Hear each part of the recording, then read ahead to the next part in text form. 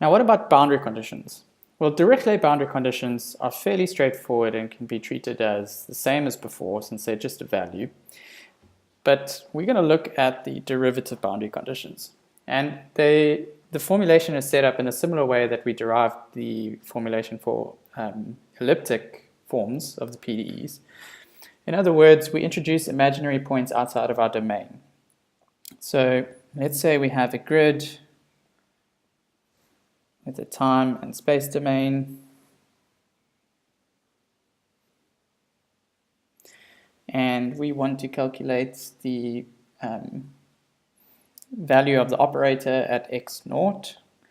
Well, we just introduce some imaginary points. Let's call this x minus 1. I'm just going to add x1 and x2, and then obviously this is our imaginary time point.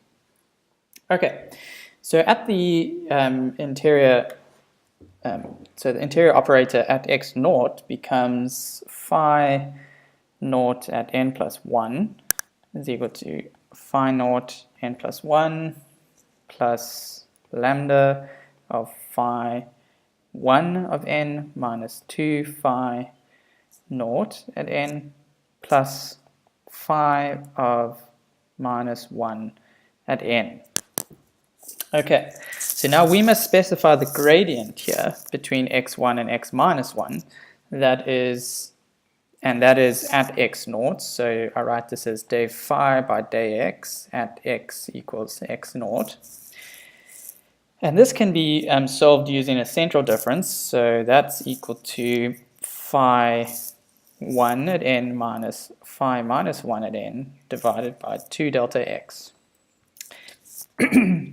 And in other words, the term phi minus 1 at n is equal to phi 1 at n minus 2 delta x day phi by day x